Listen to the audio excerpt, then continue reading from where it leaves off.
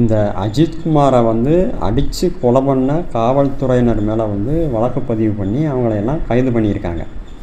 இந்த கைதுக்கு எதிராக வந்து அவங்களோட குடும்பத்தை சேர்ந்தவர்கள்லாம் போராட்டம் நடத்தினாங்க. அப்போ அவங்களோட ஒரு வாதம் என்னென்னா, இவங்க வந்து உயரதிகாரிகள் என்ன சொன்னாங்களோ அதைத்தான் செஞ்சாங்க, உயரதிகாரிகள் அடிக்க சொன்னதுனால தான் அடித்தாங்க அப்படின்னு ஒரு வாதத்தை வச்சுருக்காங்க. அப்போ உண்மையிலேயே இவங்களுக்கு வந்து அடிக்கிறதுல விருப்பம் இல்லையா? இவங்களோட விருப்பம் இல்லாமல், இவங்களுக்கு அதில் உடன்பாடு இல்லாமல் உயரதிகாரிகள் சொன்னதுனால தான் அடித்தாங்களா? அவ்வளவு நல்லவங்களா அவங்க காவல்துறையினரெல்லாம்?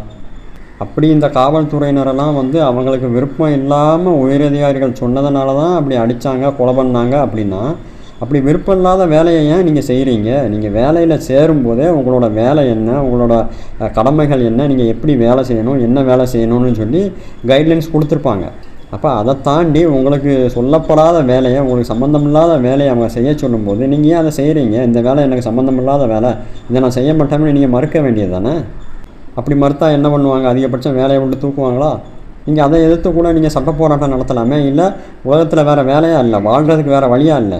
இப்படி அவங்க உங்களுக்கு சம்மந்தமில்லாத வேலையை சொல்லி நீங்கள் அதை செஞ்சு அப்படி சுயமரியாதை இல்லாத ஒரு வேலையை நீங்கள் எதுக்கு செய்யணும்?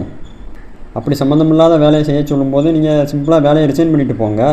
எதுக்காக இந்த வேலையில் நீங்கள் இருக்கிறீங்க? உங்களுக்குன்னு ஒரு சுயநலம் இல்லாமல், சுய ஆதாயம் இல்லாமல் நீங்கள் இந்த வேலையில் அவங்க சொல்கிற வேலையெல்லாம் உங்களுக்கு சம்மந்தமில்லாத வேலையும் செஞ்சுக்கிட்டு இந்த வேலையில் நீங்கள் கண்டினியூ பண்ணுறீங்க.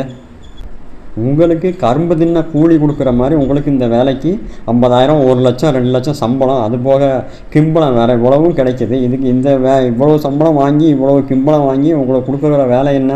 சாதாரண மக்களை, எளிய மக்களை அடிங்க, கொல்லுங்க, சுடுங்க. அப்போ கரும்பு தின்ன கூலிங்கிற மாதிரி இந்த வேலையை செய்கிறதுக்கு நமக்கு பணமும் கொடுக்குறாங்க அப்படிங்கிற உற்சாகத்தில் தான் நீங்கள் இந்த வேலையில் இருக்கிறீங்க. அதை விட்டுட்டு சும்மா அவங்க அடிக்க சொன்னாங்க, அவங்க சொன்ன வேலையை தான் செஞ்சாங்க அப்படிங்கிற இந்த கதை விடுற வேலையெல்லாம் வேண்டாம்.